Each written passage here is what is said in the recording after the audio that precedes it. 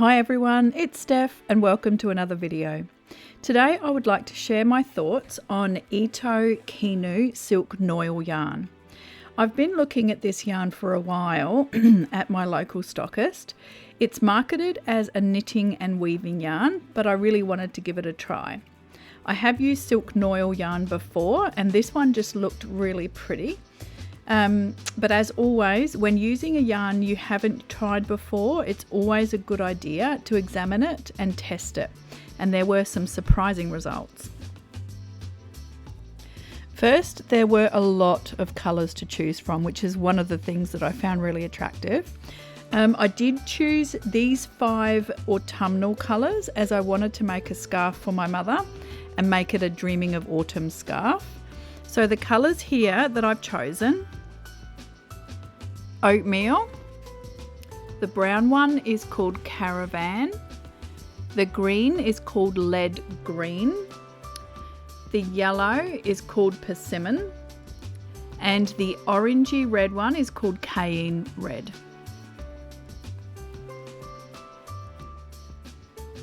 Silk Noil yarn is made from the leftovers from spun silk.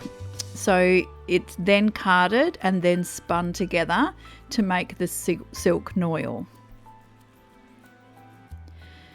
What I loved about this yarn was the textured feel, but I was a little bit concerned about the loose feel of the twist for this yarn.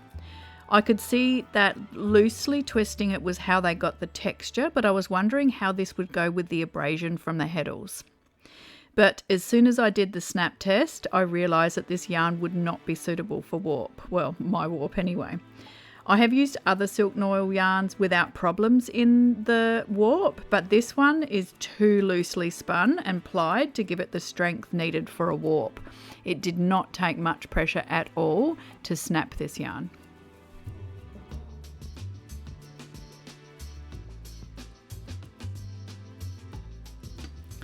I can see here that the yarn structure is a 2-ply of loosely spun silk Noil. One other thing to remember about silk Noil is because it's the leftovers, the actual filaments are really short. And the same with cotton. That's why cotton is spun so tightly to give it that strength. You need to spin silk Noil tightly for it to be a strong warp.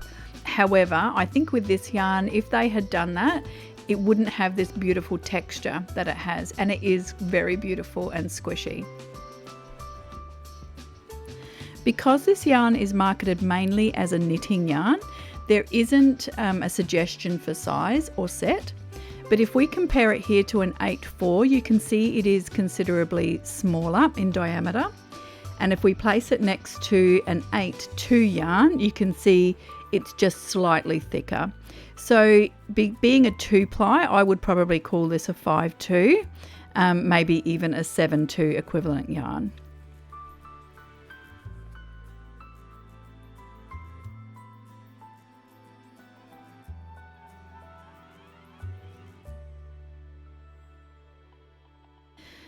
So now I had to rethink my entire project. I decided, after rummaging around in my yarn stash, I found some tencel. So I decided to use tencel as the warp and then use the silk Noil as the weft. I decided to put the set at 20 and that would be double 10. And the reason I wanted to do that is so that the project had a beautiful drape and you could see the lovely texture of this yarn. There were no differences weaving with this yarn in the weft, and I did do some tencel stripes and the silk stripes just to show up the texture, and I think they turned out really beautiful.